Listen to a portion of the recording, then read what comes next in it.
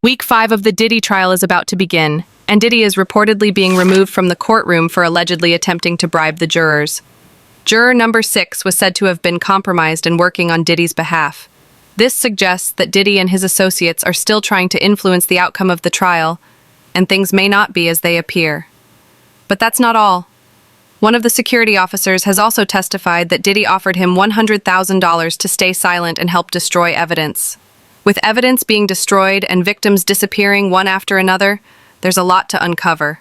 Let's get started. Really interesting thing just happened in court. So a witness who had just finished wrapping up her testimony left. The jury was excused for lunch, and then the judge turned to the defense team and said to them, "Your client has been nodding vigorously during testimony towards the jury." Now, there are explicit rules in court that the defendant is not allowed to have any form of communication with the jury. And the judge said to the defense team, "Is that going to happen again?" And they said, "No, it is not going to happen again." The judge called it absolutely unacceptable and said that if it does happen again, Combs could be removed from the courtroom altogether. Now to the case against music mogul Sean Diddy Combs. All right, the judge issuing a stern warning to Diddy's defense today. And Fox 6's Lisa Evers was inside the courtroom when it all went down. Lisa, what happened? Well, Natasha and Steve, it's hot out here today, but it was scorching hot inside that courtroom on the 26th floor here at federal court where the Diddy trial is taking place. The judge scolded Diddy and said that he had to stop staring at jurors and nodding his head repeatedly while testimony was going on. The judge even saying that he saw it happen twice and warned Diddy that if it happens again, he will take action, which could include banning Diddy from the courtroom itself. Day 23 of the Diddy trial has ended with the judge deciding to launch an investigation into juror number 6. Days ago, Diddy was warned to stop communicating with the jurors, and now, it seems we finally know which juror he was allegedly in contact with. Juror number 6 has been exposed for lying about his identity and background. Many already suspected something was off. Diddy may know he can't control the evidence, but with enough money, he might hope the jury could help him avoid prison. Combs' lawyers are now fighting to keep juror number 6 on the case, claiming this is just another attempt to unjustly incriminate a black man. Diddy Juror 6 gave multiple inconsistent statements. The judge was going over his issues with juror number 6, and although he did not make a final determination, his thoughts on juror number 6 being removed were pretty clear. He stated that in the initial process, juror number 6 said that he lived in the Bronx with his fiance and his daughter. Then he turned around a while later and said that he moved to New Jersey with his girlfriend and also said that his daughter lived in New Jersey. But then it changed again and said that his daughter lived in the Bronx with his aunt. And he referenced that this was only a couple of the inconsistent statements, that there were more. The judge then stated that he wants this juror off the jury because there is no reason why this man would have to lie, and the only reason he would lie is to be a part of the Diddy trial, which made him worry that this juror might have a malicious intent or an agenda. But then after the judge said that we need to strike this juror off of the jury, Diddy's team started bringing up more arguments about this. Diddy's lawyer said that this juror is important because they need diversity, and he is only one of 4 black men that sit on the jury. He also said that he doesn't believe that these inconsistencies were that big of a deal where this juror would have to be removed.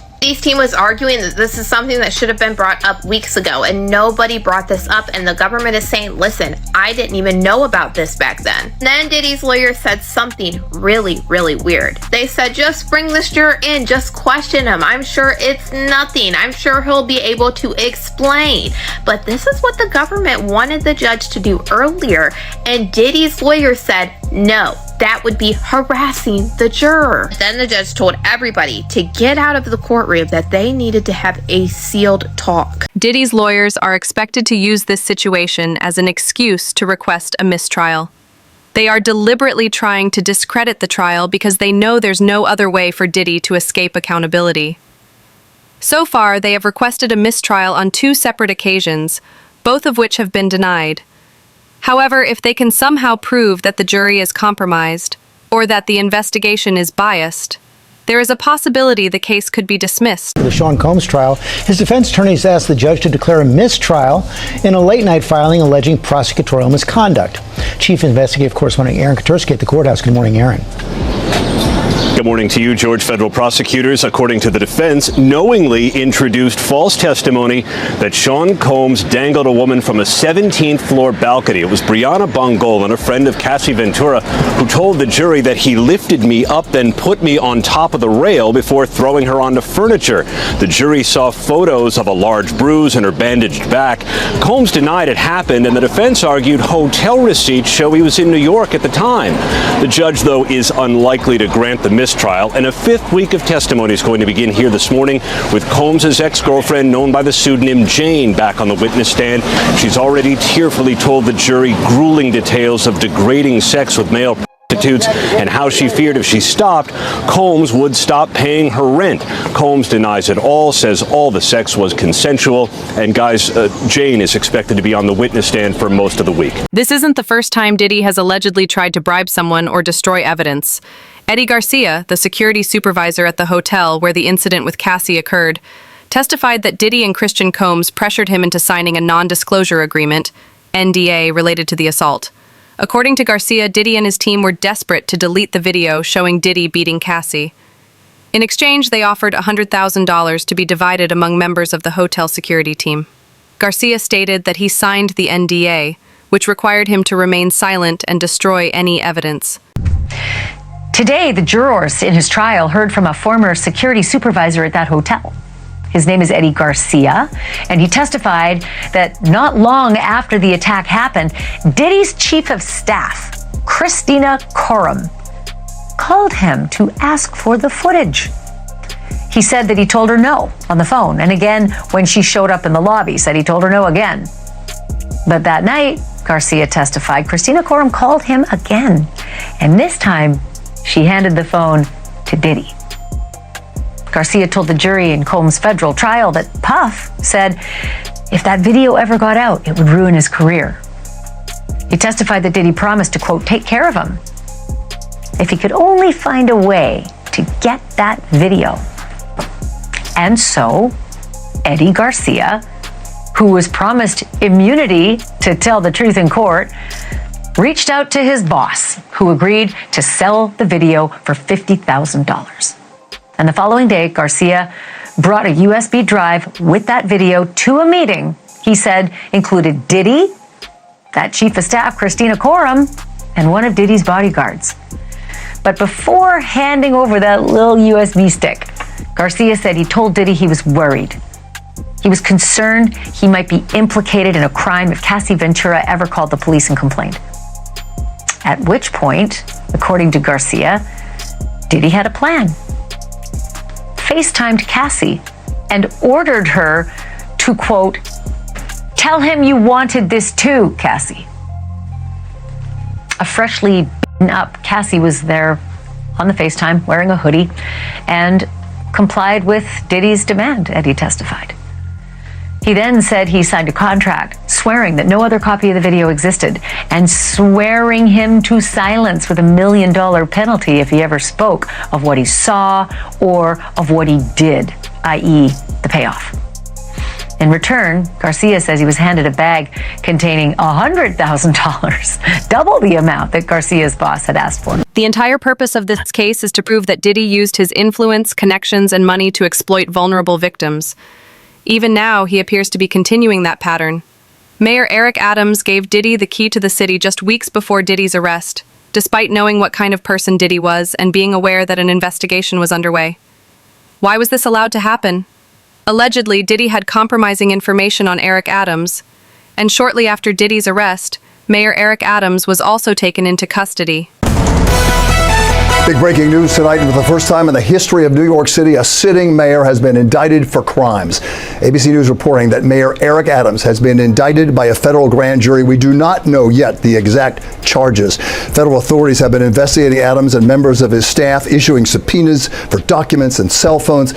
Several members of administration have resigned, some of them also friends of Mayor Adams. Again, Eric Adams, the 110th mayor of New York, has been indicted by a federal grand jury. Diddy always been the type of individual that wanted to have ups on the next person no matter what they was doing. He did the stuff to Ja Rule so he could go after Jay-Z. They not gonna come out and speak on nothing that has anything to do with them, and they praying that they not on the tape doing crazy stuff, being oiled up in the whole 9 yards. Until the Fed say, hey, yo, listen here. Hey, buddy, we got you on this tape, and girl looked like she was pretty young. We're not gonna show it, but we need you to come and testify against Brother Love. That's when they're gonna start talking.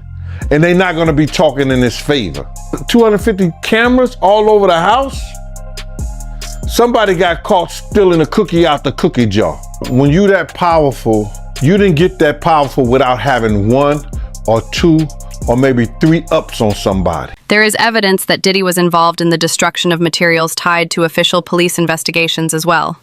Somehow, every time evidence against Diddy surfaces, it mysteriously goes missing. Fingerprints were collected from Kid Cudi's car, allegedly linking Diddy to an arson incident, but those fingerprints were reportedly destroyed in an accident. Are we really supposed to believe that this is just a coincidence? Court has adjourned today in the sex trafficking and racketeering trial of Sean Diddy Combs. Today, the defense requested a mistrial following testimony from an LA arson investigator, but the judge denied the request. ABC's Rena Roy has the latest. A mistrial request denied in the federal criminal trial of Sean Diddy Combs. His defense team accusing the government of prosecutorial misconduct during the testimony of a Los Angeles arson investigator who spoke about fingerprints that were lifted from the front door of rapper Kid Cudi's home as part of an investigation into a break-in there in 2011. The investigator testifying that those fingerprints were destroyed, and when prosecutors asked the investigator if that was unusual, the defense accused them of trying to plant the idea that Combs was responsible. The overall implication, according to the defense, is that somehow Sean Combs created that disappearance. The defense moved for a mistrial, and they moved for it because what they said is it's unduly prejudiced, because this is the whole theory of what the prosecution is putting forth, is that he has this control and can make these investigations disappear. Instead, the judge striking that part of the testimony, telling jurors to disregard it. Right before, the jury heard from a police officer who responded to that break-in, testifying that he saw a black Escalade leaving the scene with plates registered to Combs' company Bad Boy Productions. The arson investigator also testifying about another incident at Kid Cudi's home in 2012 when his Porsche was set on fire. He testified about the smoke and fire damage in these photos that were shown to the jury and said he determined the fire was targeted and started with a Molotov cocktail. Kid Cudi last week testified he believed Combs was responsible for both incidents after finding out he was dating Cassie Ventura. Kanye West recently appeared at Diddy's trial to show his support. A recorded phone call between Diddy and Kanye was also released, in which Kanye told Diddy he would do everything he could to help him. This public display of support is just the tip of the iceberg. Diddy isn't standing alone. He's backed by billionaires. Some, like Kanye, are bold enough to be seen. Others operate behind the scenes, quietly pulling strings and protecting Diddy from accountability. Their influence is the only reason Diddy has managed to escape justice for this long. Ye, formerly known as Kanye West, has made a surprise appearance at Sean Diddy Combs' criminal trial on Friday. Why'd you show up today? You think about testifying? He expressed support for his fellow rapper as he defends against sex trafficking charges. Put your hands today, Mr. West. Did you speak?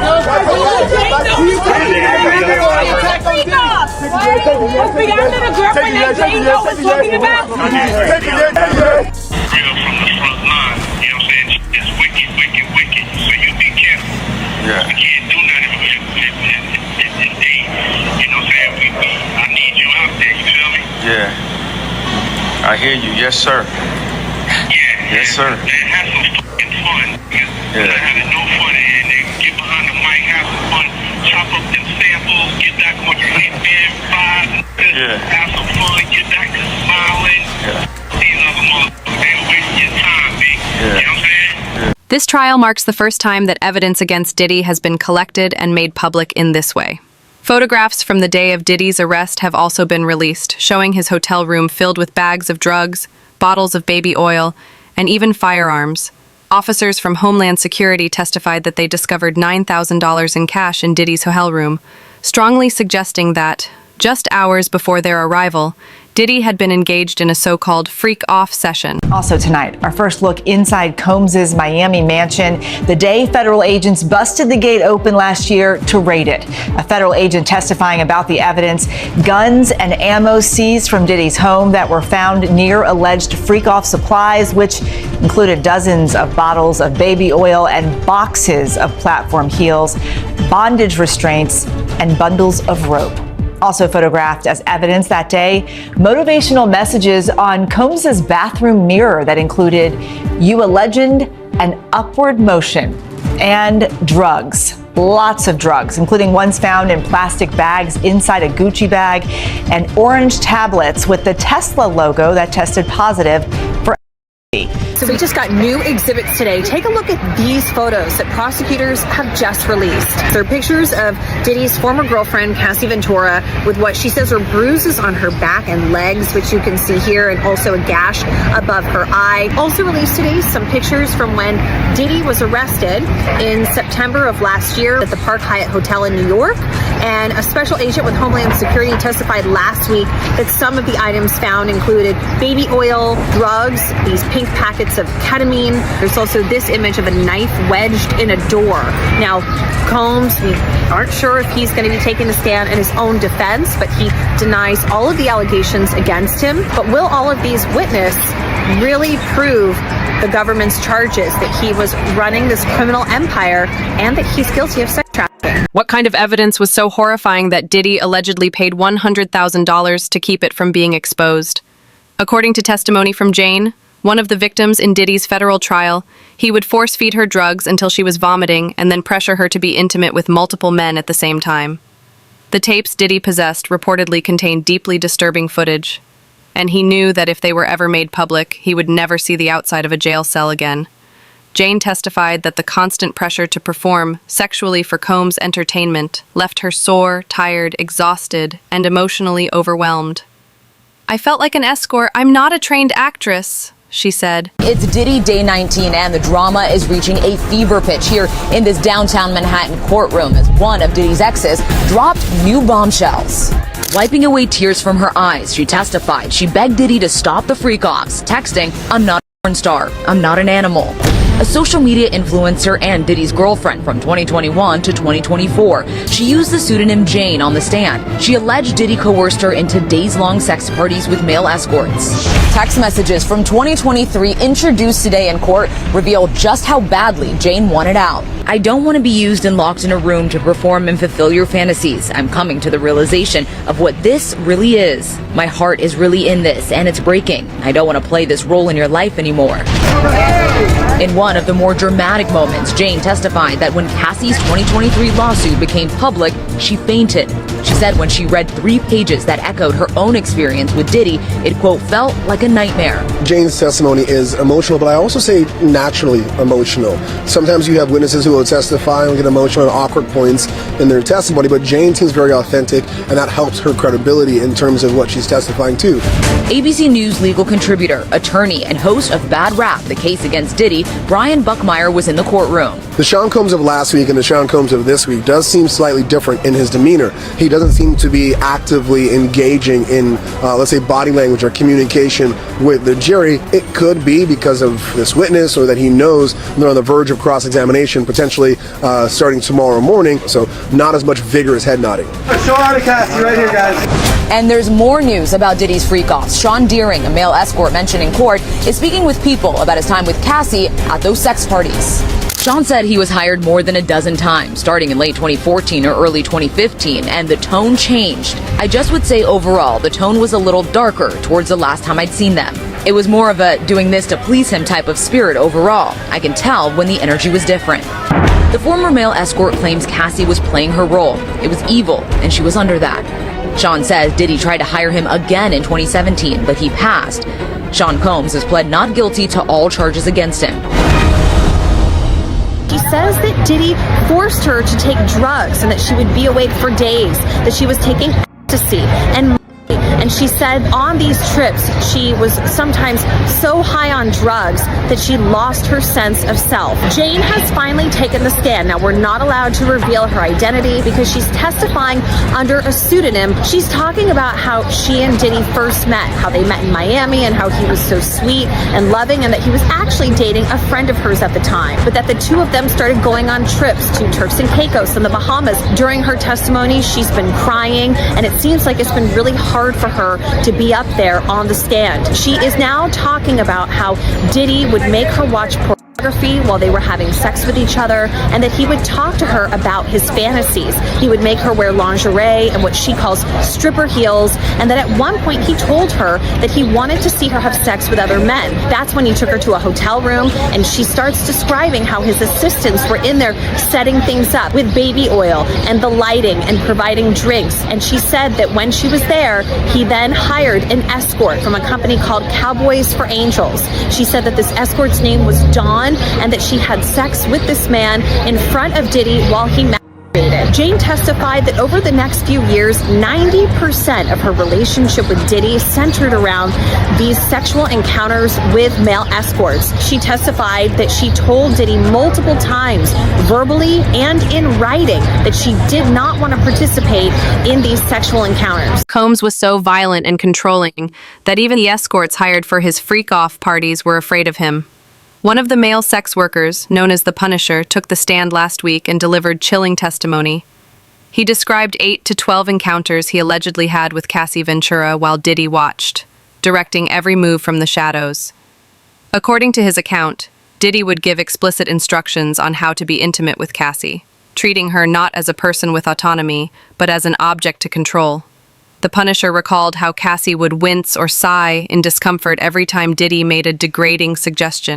Was this happening in your sessions? Well, so it is an assumption, right? So, obviously with the veil, there was a very deliberate attempt to hide his identity. Yeah. So they never had any interactions or even any outward conversation in my presence. So there was a routine where sometimes we'll be right in the middle of sex and he'll just stand up and walk out of the room. And she would take that cue and she would follow him out.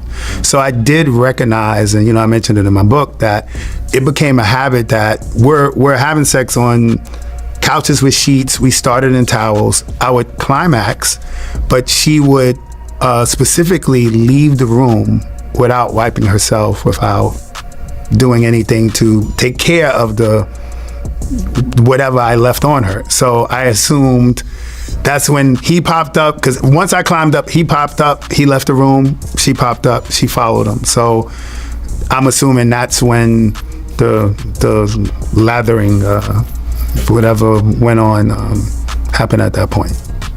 Okay, so at what point did he stop wearing a veil? It was shortly after. The way that I ended up finding out who he was and they were, because they're obviously in conjunction with each other. About the 5th time, we were in a hotel called the Essex House. And when I would arrive for the sessions, I would be waiting around a couple of hours. So in this specific time, they put me into an extra room in the hotel suite. And to kill time, I decided to watch TV. And this specific hotel had a welcome message, which was, so when I cut on the TV, it specifically said, Essex House would like to welcome Mr. Sean Combs. Oh. And I was like, whoa, like I was blown away, man. Right. Mia, Diddy's former assistant, testified that she was not only blackmailed but also sexually assaulted by him, just like Cassie. A chilling list she wrote back in 2011 revealed just how deeply trapped she felt in his world. Her job, she said, was to protect him at all times, cater to his every whim and mood, and handle everything, from cracking his knuckles to writing his next movie. She told the jury that during one disturbing encounter, his eyes turned black, and it was like he was looking through me. Hi, I'm Eva Pilgrim. Thanks for streaming with us here on ABC News Live. Week 3 of the Sean Diddy Combs trial has wrapped, and we should note this show will contain graphic content from the courtroom today. 5 witnesses testified this week, 2 former employees, a Los Angeles police officer, fire department investigator, and a celebrity stylist. The latest witness on the stand testifying under the pseudonym Mia, recounting her time as Combs's former assistant. Mia alleged working for Combs was chaotic, toxic, and dependent on his whim. She told the jury she feared she couldn't tell him no, testifying, "I felt I had to. I obeyed Puff's orders." Mia also saying Combs sexually assaulted her more than once, leaving her feeling terrified and confused and ashamed and scared. Combs has pleaded not guilty to all charges. His defense team says any sexual encounters were consensual. If convicted, Combs faces the possibility of life in prison. By the way, interesting update from court. Sean Combs' counsel, Alexandra Shapiro, says some people on the internet think they figured out who Mia is. We got this video, again, that might be used to impeach her credibility. We got this video also from random people on the internet. We don't think this was ever posted on her social media. It was on some random website. Should we show it to you? I gotta ask you, I have to move on to this question, Serena. This is quite alarming. How is this possible? I have no idea how it's possible, and I'm sure Mia is probably panicking in this moment in time. Like, are people stalking her on the internet, trying to figure out her identity? She testified that she was a victim, essentially. There's rape shield laws that exist to try to protect people in her position. And so this is really getting very nerve-wracking probably for her, and just absurd for the courtroom. If someone revealed her identity, is that a crime, Tyler? No, it's not a crime if somebody revealed her identity, especially if they're not a part of this case. The reason they have these confidentiality orders and protective orders is for the parties involved to do their best to protect a Jane Doe or anybody proceeding under a pseudonym's identity. It is possible for the public to learn their identity, but it's really the people who are part of the case who are agreeing to protect her confidentiality. Once she got on that stand, it's very possible that somebody knew her identity. What I find more troubling and less likely is if this video is being sent by random people on the internet, and that's what they want to proffer as evidence in this criminal trial, I find that hard to be admitted. If they could track the video from one person who could confirm the identity of the person, and then it could be used for impeachment evidence, that's different. But random people on the internet sending videos, that opens the door to a can of worms. Another victim, Brianna Bongolan, a close friend of Cassie, delivered one of the most shocking testimonies of the trial. She claimed that Sean Diddy Combs once dangled her off the balcony of a 17th floor apartment, a terrifying moment that left the courtroom stunned. Bongolan also testified that she personally witnessed Diddy throw a knife at her friend, Cassie Ventura, during one of his violent outbursts. An alleged sex trafficking victim is expected to testify here today that Sean Combs used lies, drugs, and threats to force her into freak-offs. After the jury hears more from a different woman who claims Combs hoisted her over that balcony. This morning, a critical witness for the prosecution, a woman testifying under the pseudonym Jane, who prosecutors say began a secret relationship with Sean Combs in 2020 and spent years in hotel rooms for forced sex. Jane's testimony will follow the cross-examination of Brianna Bongolan, known as Bana, who described years of drug use with her friend Cassie Ventura. Cassie, all the way right! And she testified Ventura FaceTimed her before the premiere of her movie The Perfect Match. I want to try something new. What did you see? Prosecutors asked. Her black eye, Bongolan said. I was a little quiet, and I remember saying, I'm sorry. Bongolan testified Combs once hoisted her over this balcony after barging into Ventura's apartment on the 17th floor. For a split second, I was thinking about if I was going to fall. She said Combs kept yelling at her, you know what the expletive you did, before throwing her onto this furniture, leaving bruises.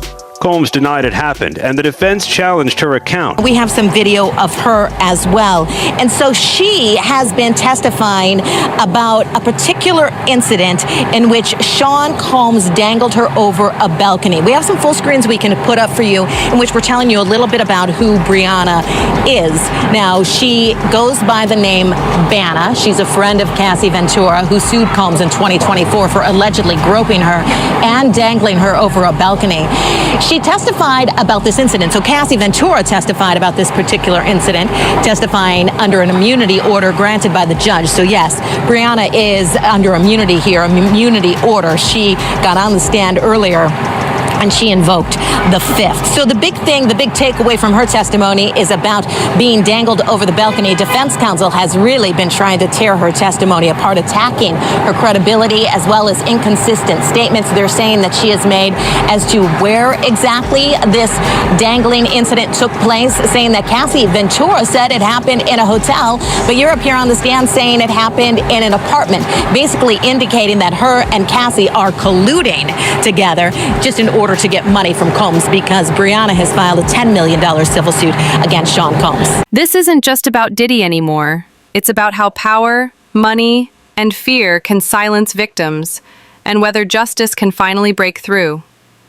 With each passing day of the trial, more dark secrets are coming to light. And if the prosecution stays on course, this could finally mark the end of Diddy's reign. Stay locked in, because this story is far from over.